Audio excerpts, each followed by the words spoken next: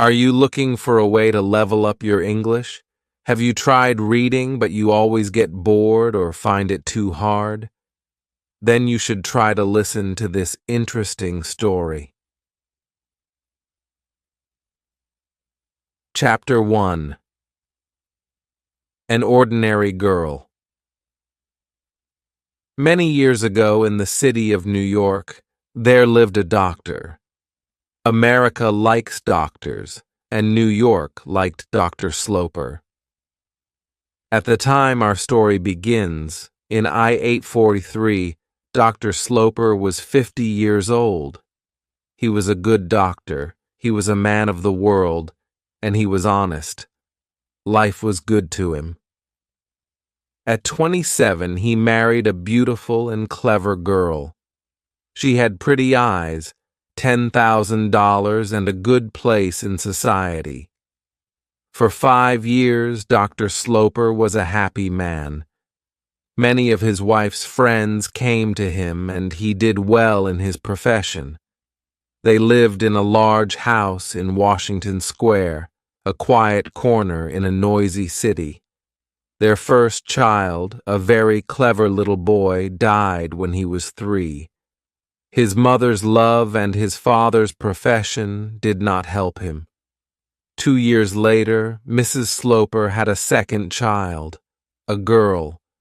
The doctor did not want a girl, but this was not the worst. 2 weeks later, Mrs. Sloper died. The little girl's name was Catherine. She was strong. Her father was not afraid of losing her. When the child was 10 years old, Dr. Sloper asked his sister, Mrs. Lavinia Penniman, to come and stay with them. Mr. Penniman, a churchman without a penny, died when Mrs. Penniman was 33. She had no children and no money. "Stay for 6 months," he said. "I will look for a flat," she said. She moved into her brother's house and never went away again. Mrs. Penniman told everybody that the child wanted a clever woman near her. Dr. Sloper did not think his sister was clever, but he was always very polite to her and never angry. They didn't speak much. He gave her his opinions about Catherine's schooling and not much more. Catherine was very good and honest, but she was not pretty or clever. She was quiet. She loved her father and was very afraid of him. She was happy when her father was happy. The doctor wanted to be proud of her, but he wasn't. He was sometimes angry because his only child was ordinary. When she was 18, Catherine was a quiet young woman, but she began to wear strong, noisy colors. Dr. Sloper did not like her new dresses. He thought she was vulgar. One day, Catherine's other aunt, Mrs. Almond, asked a lot of people to her house. Mrs. Almond was the younger of Dr. Sloper's 2 sisters. She was the wife of a rich city man and the mother all 9 children. She was pretty, happy, and clever, and her brother liked her. When he wanted to talk about Catherine, he went to her and not to Mrs. Penniman. Catherine was close to her aunt's children. There were 7 boys and 2 girls. The older girl married young. The younger girl, called Marion, soon decided to marry too. She found a young man called Arthur Townsend, and so the Almonds asked everybody to the house. Mrs. Penniman and Catherine arrived at the Almonds. The doctor planned to come later. Soon after the dancing started, Marion Almond brought a tall young man over to Catherine. "Catherine, this is Mr. Morris Townsend. He is from the same family as Arthur. He wants to meet you very much." Marion Almond was a pretty woman. At 17, she moved easily in society. She left Catherine and Mr. Townsend together. Catherine looked at the young man. He was very handsome. "What can I say to this handsome man?" thought Catherine. But Mr. Townsend began to talk to her with an easy smile. "Catherine, this is Morris Townsend," said Marian. "He wants to meet you very much." "What a nice evening! What a beautiful house! What an interesting family! What a pretty girl Marian is!" He looked into Catherine's eyes. She said nothing. He talked, and she listened and looked at him. The dancing began again. He asked her to dance, and she gave him her arm. After the dance, her face was red and she was hot. "We'll sit and talk," said Mr. Townsend. But he talked, and Catherine listened. Catherine sat back. She thought he was very clever. "This is my first visit to Mrs. Almond's," he said, "and my first visit to New York for many years. I lived here when I was a child, but I left when I was 20. I went round the world. I came back to New York only a month ago. It is a nice city, but I don't know anybody. You see, people forget you," he said, and smiled at Catherine. Catherine thought, "I'll never forget you." They sat there for some time. They laughed together. He asked her about the people near them. He gave his opinions about them. She thought he was very honest. Then Marian Almond came back and took Mr. Townsend away to her mother. "We'll meet again," he said to Catherine. Marian came back and took Catherine's arm. They walked round the room together. "What do you think of Morris?" she said. For the first time in her life, Catherine did not tell the truth. "Oh, nothing much," she answered. "I'll tell him that," cried Marian. "It will be good for him. He has a very good opinion of Morris Townsend. Arthur says that, and Arthur knows him."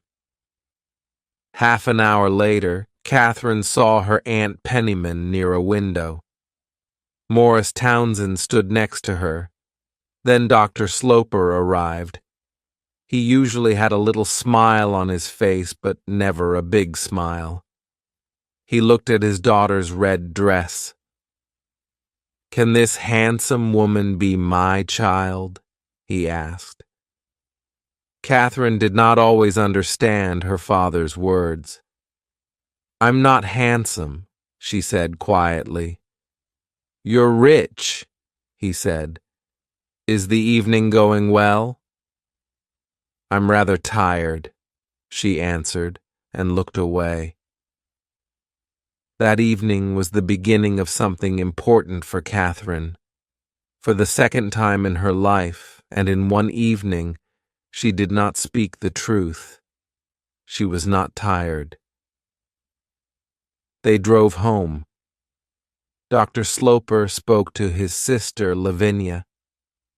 "Who was the young man who spoke of his love for you?" "Oh, Austin," said Mrs. Penniman. She smiled. "He spoke to me of Catherine." "Oh, Aunt Penniman," Catherine cried out quietly. "He's very handsome. He's very clever," said her aunt. "He's in love with our expensive Catherine, then?" the doctor asked. He laughed. "I don't know that, but he liked her dress." Catherine did not think. My dress only? She thought what a warm and rich thing to say. "You see," said her father, "he thinks she has $80,000. In my opinion, he doesn't think of that. He's not a vulgar man," said Mrs. Penniman. The time is here, the doctor thought. Lavinia is going to get a lover for Catherine. I'm sorry for the girl. Chapter 2. A man with no profession. 3 or 4 days later, Morris Townsend, together with Arthur Townsend, visited Washington Square. Arthur is going to marry my sister's daughter, Marion, so the polite thing is for Arthur to visit me, Aunt Penniman said to Catherine before they came. And here they were. Arthur sat with Catherine. Morris sat with Mrs. Penniman. Catherine tried to listen to Morris and her aunt. Morris often looked over at Catherine and smiled. Then Arthur began to talk about Morris, so Catherine began to listen to him. Morris asked me to bring him. He wanted to come very much. He loves going out into society. We're very happy to see him, said Catherine. Most people like him. He's very interesting, but some people call him too clever. Now he's back in New York. Will he stay here? Ah, said Arthur. He wants to find a job. What? He has no profession? Said Catherine. No, he's looking round, but he can't find anything. I'm very sorry, said Catherine. Oh, he takes life easy, said Arthur. The job must be right for him. Will his father take him into his office? She asked. His father is dead. He only has a sister. He looked at Morris and began to laugh. We're talking about you. Morris stood up. I cannot say the same about you, Arthur, he said, but I can about Miss Sloper. Catherine's face went red. She thought he spoke very well. I came to talk to you, Miss Sloper, he said. So now I must come another time. The 2 young men left. He's very interested in you, Catherine. Did he say that? Not in those words, but he wanted me to think it.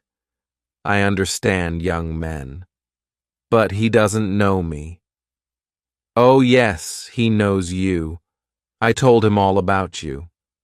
Oh, Aunt Penniman, we don't know him or his family. Catherine, you know very well that you like him. Catherine did not think this was a thing to talk about, and she did not think that Aunt Penniman spoke the truth. Half an hour later, Dr. Sloper came home. Mrs. Penniman told him of Morris Townsend's visit. Oh, and did he ask you to marry him, Catherine? He asked. Oh, Father, said Catherine quietly. She turned and looked at the dark sky through the window. He will ask you first, Austin, said Lavinia, and smiled.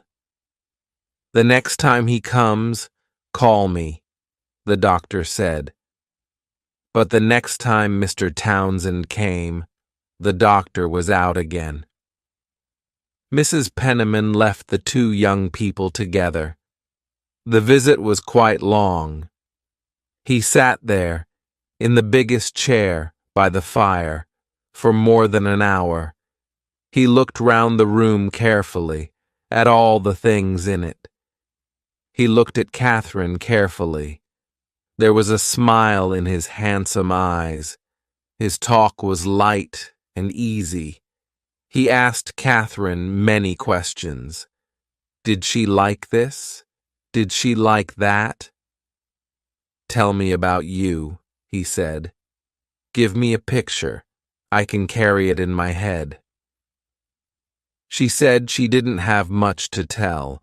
She didn't go out very often. She didn't like reading much. Morris said he liked singing. I'll sing to you, but not today, perhaps next time.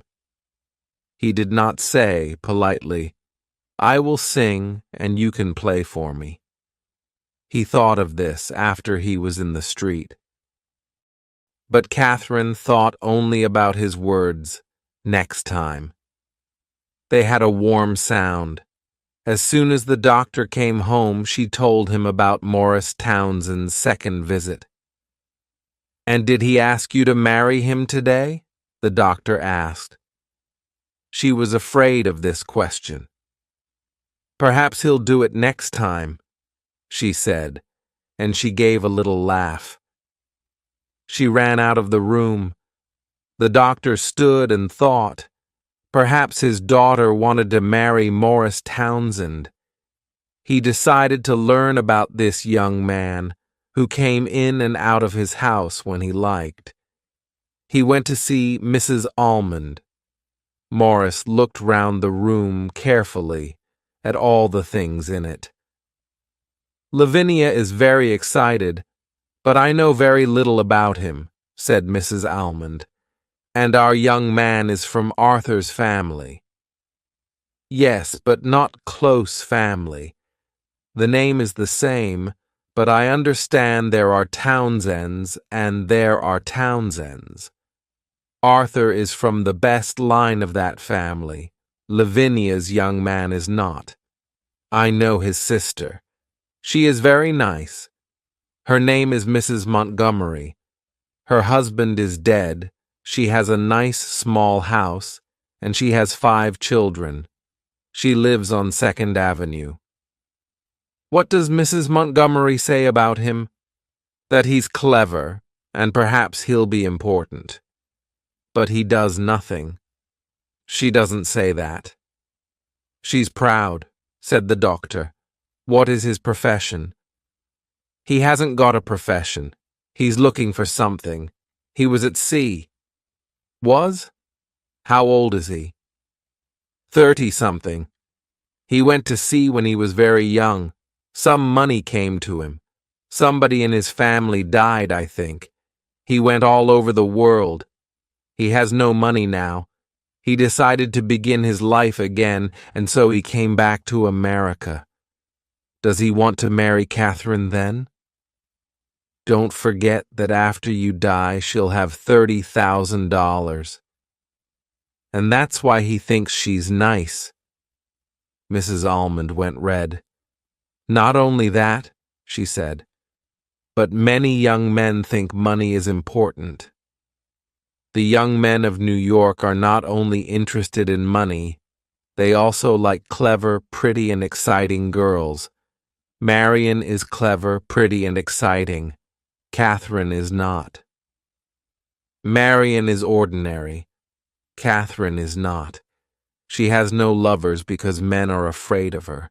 She is large and dresses richly. They think she is older than they are. Catherine will be the right wife for an older man. Is Mr. Townsend honest? Lavinia thinks he is, and he's very handsome. What money does he have? I don't know. He lives with his sister. Perhaps I'll visit Mrs. Montgomery. Chapter 3. Secrets. To Dr. Sloper, the thing was a game. He slept well, he ate well. This young man is trying to catch Catherine. I'll watch and wait, he thought. He did not think his daughter was in danger. Morris Townsend was not rich, but that was not important. The doctor did not want Catherine to marry a rich man. 2 people can live on her money. She can marry a man with no money. But he must be honest and strong and have a good schooling, thought the doctor. The next time Mr. Townsend visits the house, said the doctor to Mrs. Penniman, ask him to dinner. The dinner happened a week later. 8 people sat down to eat. The doctor watched Morris carefully. The women left the room after dinner, and then the doctor asked Morris some questions. Dr. Sloper pushed the bottle of Madeira over to Morris. Morris liked the doctor's Madeira. He thought a lot of bottles of Madeira was a good thing for a wife's father to have. The doctor saw that this was not an ordinary young man. He's clever, he thought. He has a very good head when he wants to use it, and he's very handsome and he dresses well, but I don't like him. The doctor listened politely to his young friend talk about countries round the world. He talks well, and after a bottle of Madeira, but does he always tell the truth? Dr. Sloper pushed the bottle of Madeira over to Morris. Morris liked the doctor's Madeira. After dinner, Morris went and spoke to Catherine. She stood by the fire in her red dress. "He doesn't like me," said the young man. "You must tell him he's wrong." "I never tell him he's wrong. I won't talk about you." Morris Townsend's face was angry, but Catherine did not see it, and then he smiled again. "Then I must try to get his good opinion." He spoke to Mrs. Penniman later in the evening. "He thinks I'm all wrong," he said. "That's not important," she said. She gave him a sugary smile. She thought that she understood everything. "Ah, you say the right thing," said Morris. Mrs. Penniman was proud that she always said the right thing. The next day, the doctor saw his sister, Mrs. Almond. "And what do you think of him?" she asked. "Lavinia tells me Catherine loves him." "She must stop loving him. He's not a good man. He's vulgar. After 30 years as a student of people, I know what people are. My profession teaches me to understand people in an evening." "Well, perhaps you're right. But the thing is for Catherine to see it. I'll give her some glasses." Morris visited Washington Square often. A young man in New York with no profession has a lot of time. His visits were the most important thing in Catherine's life. Each time Morris left the house, she thought only of his next visit. Catherine did not tell her father about these visits. He did not ask. He wanted her to decide that Morris was no good. Lavinia loved secrets and did not say anything. "What is happening in this house?" he asked his sister politely a few weeks later. "Happening, Austin?" Mrs. Penniman cried. "Why, nothing." "Lavinia, you're not being honest with me," he said. "Mr. Morris Townsend is coming to my house 4 times every week, and nobody tells me. Does the young man ask you to say nothing, or is it Catherine?" "Catherine doesn't tell me anything," said Mrs. Penniman. "I find Mr. Townsend very interesting, but that's all. He tells me a lot about his life and his bad luck." "Ah, his bad luck. Tell me about it." "It's a long story. In his earlier life, he was bad. He says so, but he paid for it. And now he has no money. And he has nobody in the world. He lost his friends then, because of his bad life?" "No, he had bad friends. He has good friends too, his sister and her children. The children are young, and the sister is not nice. Does he say bad things about her to you? But he lives with her and does nothing. She pays for him. He's looking for a profession. He looks every day. He's looking for it here. The profession of husband to a weak woman with $30,000. Every Sunday evening, the family at Washington Square went to Mrs. Almond's. The following Sunday, Morris Townsend was also at Mrs. Almond's. He sat next to Catherine and talked only to her. Catherine was not happy and easy with Morris because her father was in the room. Her father was sorry for her. Perhaps he was wrong about Morris. Perhaps Morris was honest and wanted to marry his daughter for love. The doctor decided to give the young man time. Later, he spoke to Morris. "I hear you're looking for a job," he said. "Yes, I am looking for honest, quiet work. Something to bring me an honest dollar. I have only my good right arm." Catherine was not happy and easy with Morris because her father was in the room. "Yes, your good right arm," said the doctor, "but you have a clever head, too. Sometimes I hear about openings. Will you think about leaving New York? Going away?" "No, I'm afraid not. I must make my life here. My sister is here, and I am everything to her. Her husband is dead, and I must help with her 5 children. I give them lessons." "That's good, but it's not a profession. It won't bring me a lot of money." "Money is not the most important thing," said the doctor. Later that evening, Morris spoke to Catherine again. "Can we meet tomorrow? I have something to say to you. Not in your house. Mill the Square. I cannot come into your house again. Your father laughed at me because I have no money." "Laughed at you? Oh no, you mistake him. Lie's a good man. You must not be too proud," she said. "I'll be proud only of you," he said. Catherine went quite red. "Now you're laughing at me," she said. "You know I'm not pretty or clever." Morris made a sound. It was difficult to understand. Catherine understood from it that he loved her. "Come to the house," she said. "I'm not afraid of that." The next day, Morris came to the house. He told Catherine that he loved her. She sat down suddenly. She said he must go. She wanted time to think. A picture of a fight with her father came into her head. She was afraid. Before Morris left, she said, "We must speak to my father. I'll do it tonight.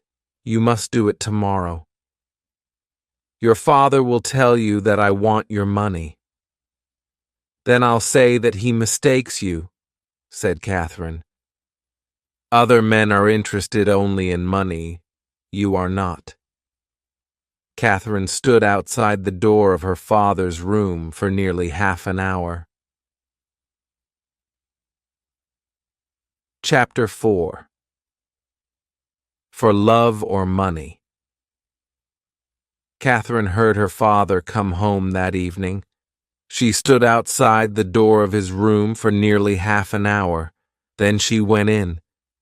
He sat in his chair by the fire with a cigar in his hand and read the newspaper. "I have something to say to you," she began very quietly. She sat down. "I'm going to marry Morris Townsend." The doctor looked at her. "When did he ask you?" "This afternoon, 4 hours ago," she answered.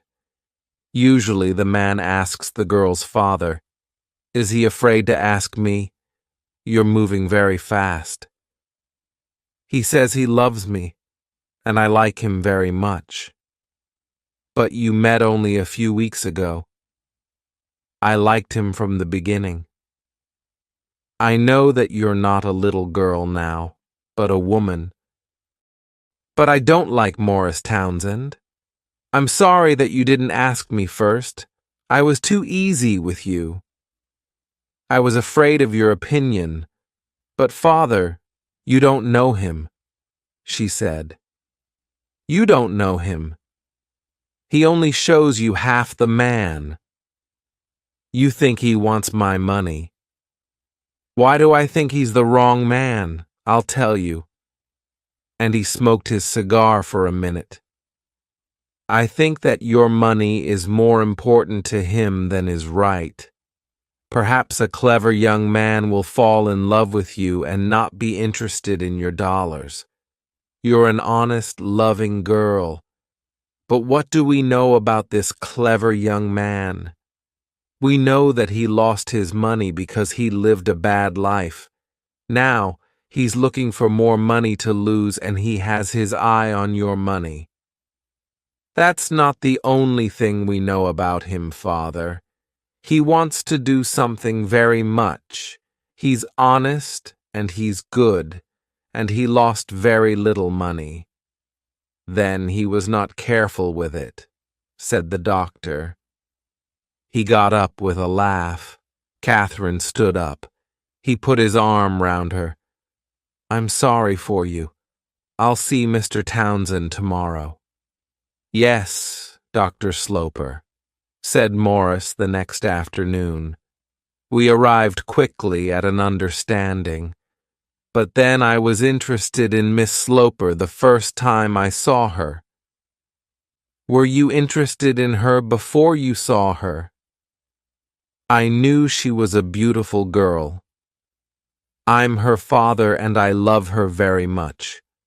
I'm her father, and I know that she is not a beautiful girl. I told Catherine yesterday that I do not like your plans. I'm very sorry, answered Morris. He looked at the floor. I don't want my daughter to marry a man with no money and no profession. My daughter is a weak young woman and will be quite rich when I die. I'm not interested in her money. You have my word. I want more than your word.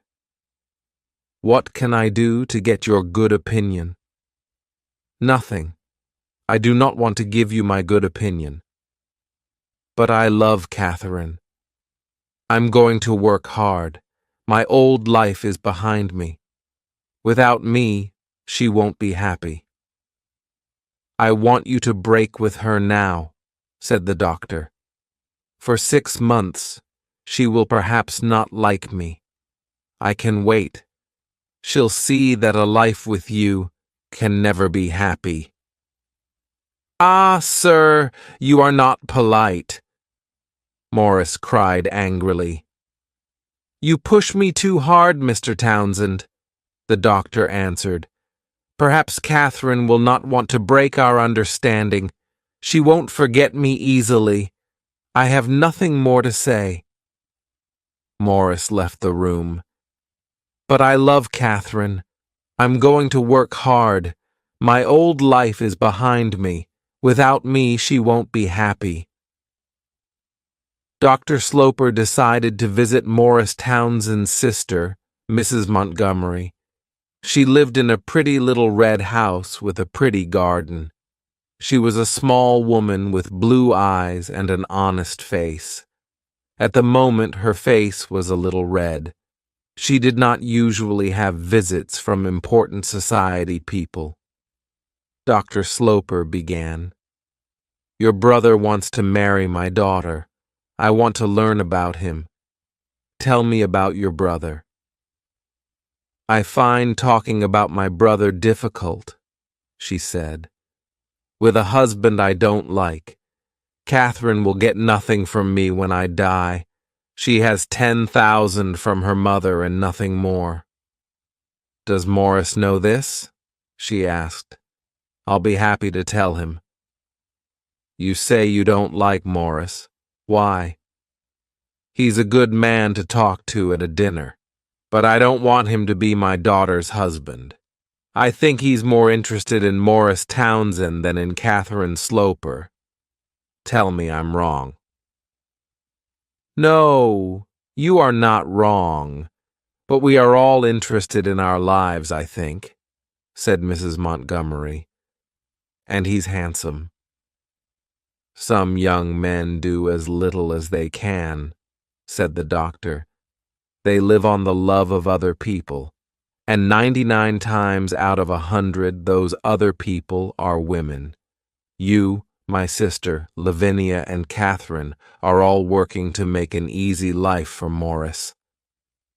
Mrs. Montgomery's eyes were suddenly wet. She moved her head proudly. I don't know how you know this, she cried. Now, said the doctor, answer this. Do you give your brother money? She answered yes. Do you have much money? She answered no. Does your brother know this? She answered yes. I hear that your brother teaches your children. Her eyes were suddenly big and round. Oh, yes, she said quickly. He teaches them Spanish. Now, said the doctor, answer this. Do you give your brother money? She answered yes. The doctor laughed at this answer. Spanish, that will help them. Now I know the answer to my question. Your brother lives on you. Mrs. Montgomery began to cry. I know he's a clever man, but he's not the right man for my Catherine. You must meet her. Then you'll understand me. Yes, she answered. Please bring your daughter to meet me. And then suddenly, he must not marry her. The doctor went happily away with these words in his ears. Chapter 5. Mrs. Penniman's Plan. Catherine did not speak about Morris to her father. After some days, he said to her, I'm lucky to have a good daughter. I'm trying to be good, she answered. Catherine did not see Morris at this time, but she wrote to him. A long letter of 5 pages. Morris thought it was long. She asked him not to visit for a time. Morris wrote back. He talked about his meeting with Dr. Sloper. Your father was very angry, he wrote. I was very polite. You must be strong. You must fight. Catherine did not like to think of fighting her father, but she did not like to think of losing her lover. She tried to think of an answer to make everybody happy. She decided to be quiet and to wait. Good fathers are always very careful about their daughters' husbands, she thought. Mrs. Penniman did not help Catherine much. She loved this little story and her place in it. She wanted Catherine to run away with Morris and marry him. She carried a picture in her head, 2 lovers, with Mrs. Penniman, marrying in a small church in a New York back street, living in a dark flat with no money, waiting for visits from Mrs. Penniman, their only friend. She wanted to put this picture before Morris. She wrote to him daily about Washington Square. She asked him to meet her in a small restaurant on 7th Avenue. When Morris arrived, half an hour late, they sat together in the darkest corner at the back of the place. This was the happiest half an hour of Mrs. Penniman's life. Morris was not happy. He listened to her, but he did not like her. He was happy to use her at the beginning, to get a foot in Washington Square. But he did not want her now. She always said the wrong thing. He was cold but polite. Mrs. Penniman told Morris her plan. Run away with Catherine? Cried Morris. Yes, said Mrs. Penniman, now afraid for her plan. Tell Catherine's father about it only after you marry. You can show him that you're not interested in the money, and then you'll get his good opinion. And there's always the 10,000 from her mother. He cannot cut that off. Oh, don't speak at that, he said. I'm afraid of coming between Catherine and her money. Be afraid of nothing, then everything will go well. Mrs. Penniman paid for her cup of tea, and they went out together into the dark street. Morris walked with Mrs. Penniman back to Washington Square. She went in. He looked up at the house. He thought it was a very nice house. When Mrs. Penniman told Catherine of her meeting with Morris, Catherine was angry for the first time in her life. I don't think it was right, she said. Mrs. Penniman began to read the evening newspaper. After a long wait, Catherine spoke. Was he sad? He was dark under the eyes, very different from when I first saw him, but very handsome. A long wait again. Why are you always cold and quiet, Catherine? And I don't think it's your place to teach me what's right, Lavinia said. The girl turned quickly. Does he say that? He says you are afraid of your father. I am afraid of my father. So will you break with Morris? Catherine looked at her aunt. Why do you push me? I'm afraid you don't see the importance of what you do. You must not lose this young non. I don't think that you understand me or know me. Please do not have any more secret meetings with Mr. Townsend. I don't think it's right. And I don't think it's your place to teach me what's right. Lavinia said a short good night and went to bed. Later that evening, Catherine spoke to her father. Father, I want to see Morris again. To say goodbye?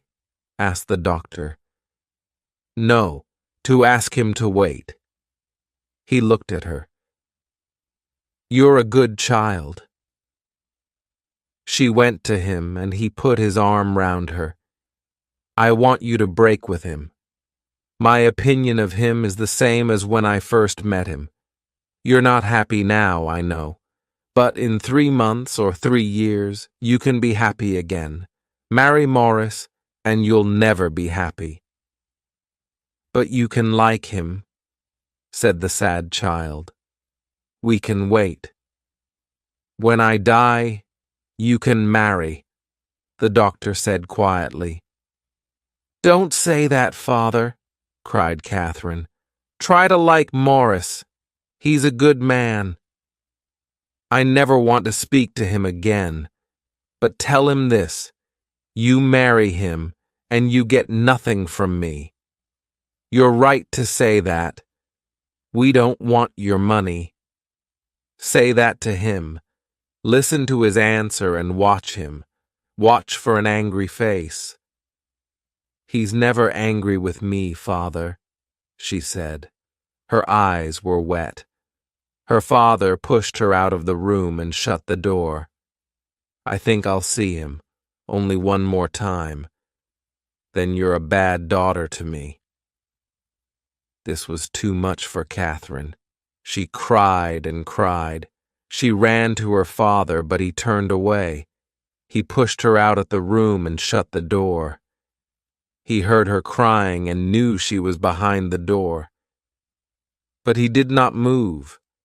He was sorry for her, but there was a smile round his eyes. That night Catherine cried for many hours with Aunt Penniman's arm round her. Good, thought Mrs. Penniman. The next morning she came back into Catherine's room. Catherine was dressed and ready for breakfast. Don't go to breakfast, Catherine, Aunt Penman said. You won't move your father. You must be weak and ill, not well and strong. I must go, Aunt. I'm only afraid of being late. Catherine wrote to Morris that day. She asked him to visit the next day at a time when her father was not at home. Chapter 6. The Long Wait. Morris was more handsome than Catherine remembered.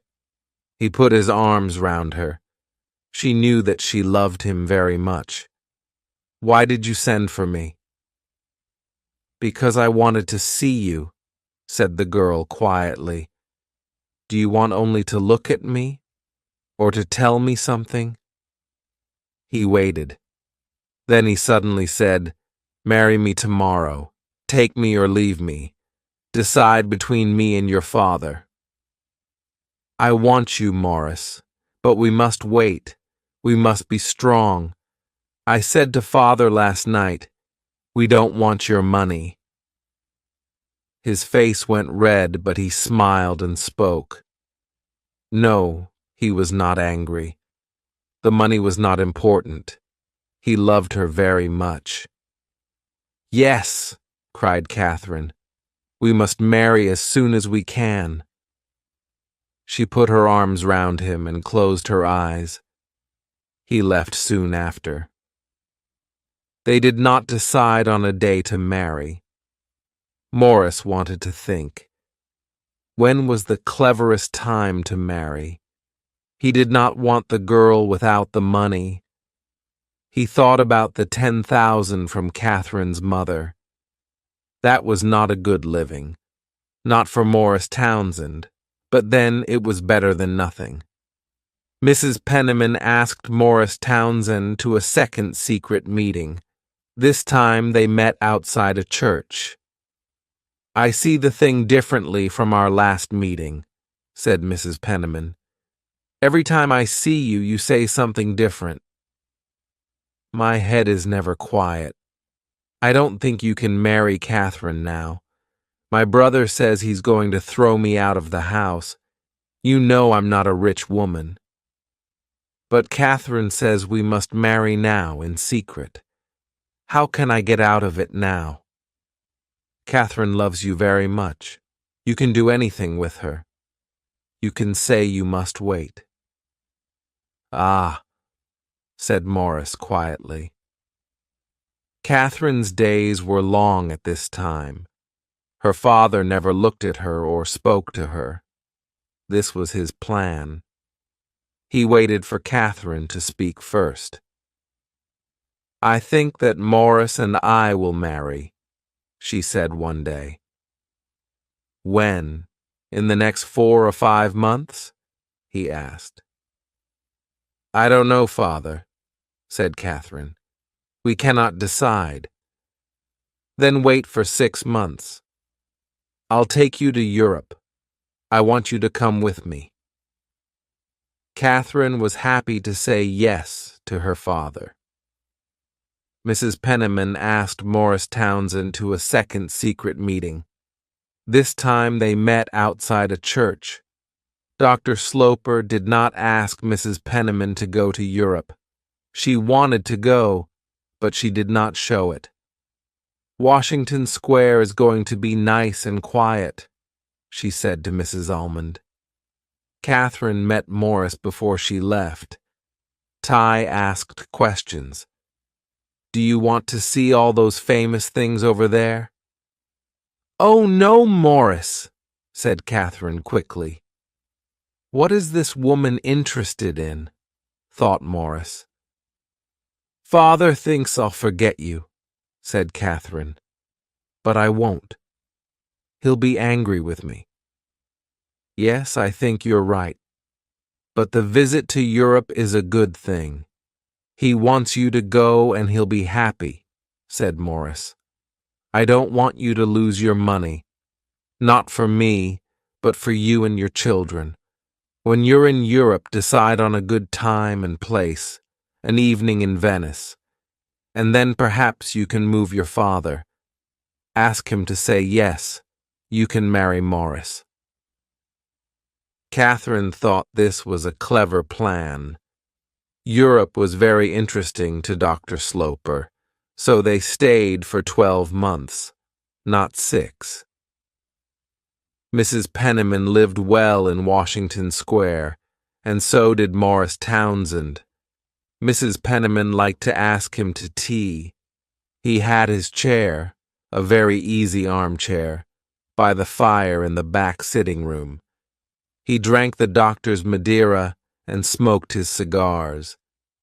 In the first 6 months that Dr. Sloper and his daughter were in Europe, they never spoke of Morris Townsend. Catherine followed her father quietly and politely through the mountains of Switzerland and the buildings and pictures of Italy. She gave no opinion about any of these places or things, and her father did not ask for it. She was not a thinking woman.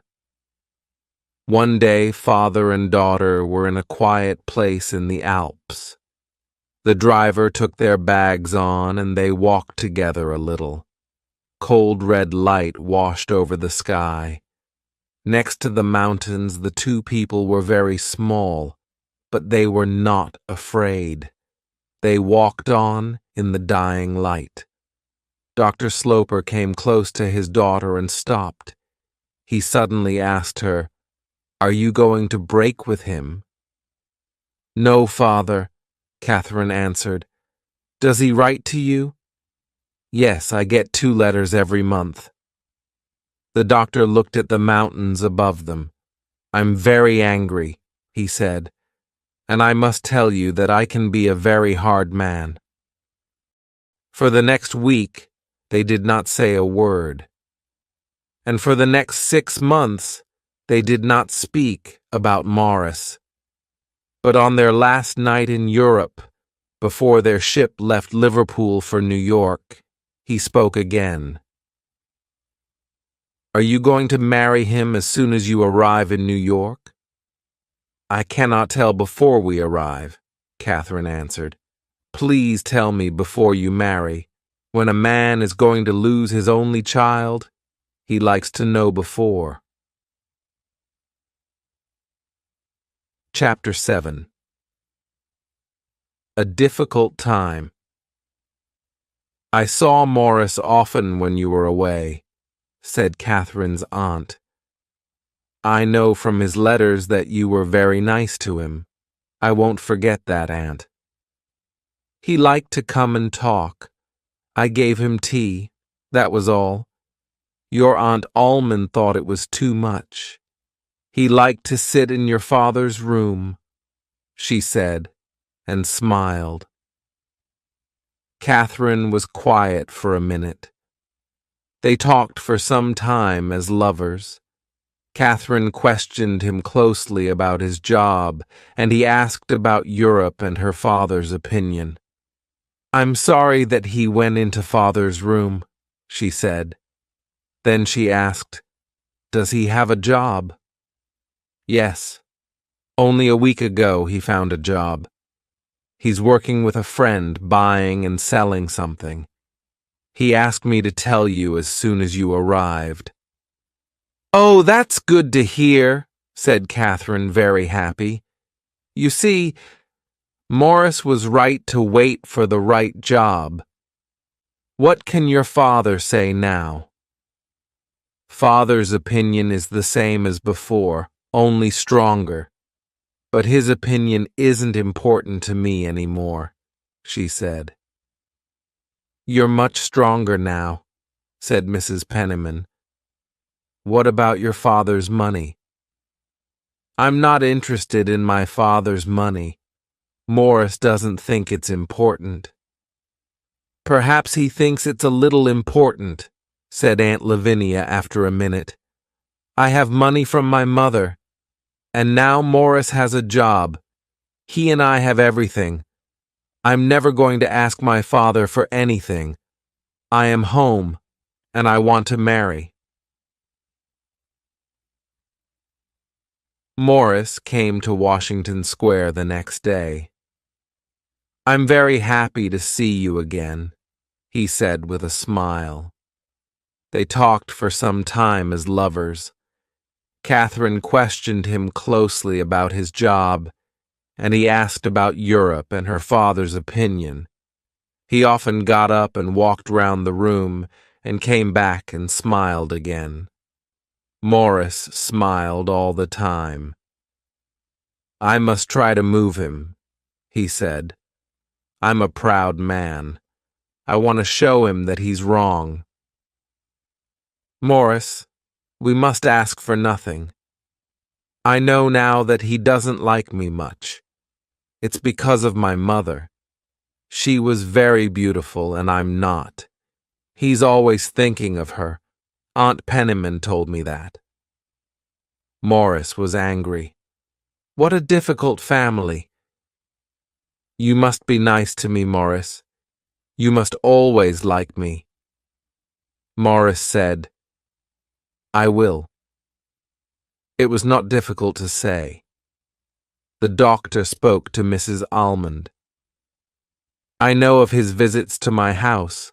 I can see where he sat in the chair by the fire." "His plan is to take anything," said Mrs. Almond. "He lived on Lavinia for a year." Mrs. Penniman wrote to Morris. She wanted to see him. Morris angrily threw her letter into the fire. She wanted to come to his office. He said no. His office was very difficult to find. They met for a walk. Mrs. Penniman had nothing new to say, but Morris had something to say. "I know the doctor is the same. He's never going to give us anything. Don't talk to me about him. The fight is finished. I'm the loser. I'm not going to marry Catherine. Morris, she loves you very much. Do you know that?" "No, I don't. I don't want to know. You must be a good friend to her. The doctor can help you." "The doctor! He'll say, 'I told you. He was no good.'" Morris went very red. "You can tell her that I don't want to come between her and her father, and I don't want her to lose her money because of me." "You're very clever with words," said Mrs. Penniman. "I must do something very clever with my life next," he said. "This is not clever at all." Morris came to see Catherine. He said suddenly, "I'm going away to New Orleans. I'm going to buy some coffee." "Take me with you," said Catherine. "No, it's a dirty and dangerous place. People get ill there." "Then you must not go. When people are going to marry, buying coffee is not important. Think about me, not coffee. We must not wait too long." She spoke strongly, her hands on Morris's arm. Was this the time to break with Catherine? "I don't like this noisy Catherine. I like you when you're quiet," said Morris. "But I don't ask much of you. When are you coming again?" "Saturday," he answered and smiled. "Come tomorrow. I'm very quiet now. Please, tomorrow." "I said Saturday," he said, but did not smile this time. "Tomorrow, I'll be in the office." She looked at his hard, cold eyes. "Morris," she said quietly, "you're going to leave me." "Yes. I'll write to you." "That's better." "Morris, I gave up everything for you," she cried. "You can have it all back." "Morris, why are you doing this now? What is different?" "Wait for my letter." "Ah, you're not coming back." He got away from her and closed the door behind him. Chapter 8. After the dance. Catherine cried all day and sat up all night. She waited for Morris to come to the house. He did not come. He did not come the next day. He did not write. Catherine wrote a short letter to him. "Morris, I'm sorry and I don't understand. You're killing me." No answer. The doctor watched all this happening. After a few days, he spoke to his sister, Lavinia. "The story is finished," he said. "I'm very happy to be in the right." He put his hands together, jumped up, and laughed. "Ha! I knew it." One Sunday afternoon, Catherine came back from a walk. Her face was red and her eyes were wet. One Sunday afternoon, Catherine came back from a walk. Her face was red and her eyes were wet. Mrs. Penniman questioned her closely and learned that her walk was to Mrs. Montgomery's house on 2nd Avenue. There she heard that Morris left New York some days before. 2 days later, a letter arrived from Philadelphia. The writer did not want to come between Catherine and her father or her father's money. He wanted her to be happy and to stay friends with him in the years to come. He was sorry. Catherine thought it was a beautiful letter and read it many times over the next 2 years. One day, Dr. Sloper found Catherine sitting with her work. "Can you tell me when you're going to leave my house? When you go, your aunt goes too," he said. She got up. She put her work away. Her face was hot. "I'm not going away," said Catherine. "Did he break with you?" said the doctor. "I asked him to leave New York. He's not coming back for a long time," she said. "Oh," he said, "you're not a nice girl, Catherine, to play with him for more than a year and then forget hint." Catherine learned a hard lesson. She never spoke of the pain inside her in the weeks and months following the break with Morris. Her father never learned the truth. "Catherine had her little dance," he said to Mrs. Almond, "and now she's sitting down." At different times in the following years, 4 men asked Catherine to marry them. She said no to them all. She worked hard for churches and hospitals. She went out in society and everybody liked her. 20 years later, Morris Townsend, now fat and with very little hair, arrived at Washington Square. Dr. Sloper died when he was 70. Some of his money went to Catherine and her aunts, but most of it went to hospitals across the United States. 20 years later, Morris Townsend, now fat and with very little hair, arrived at Washington Square. Catherine did not ask him to sit down. This was not her Morris, her lover of years ago. "Can we be friends again?" he asked, and came closer to her. "Catherine, I think of you always." "Please don't say these things," she answered. "We can forget the past now. We can do anything." "I cannot forget the past. Please do not come again," she said. Morris looked round the room at all the things.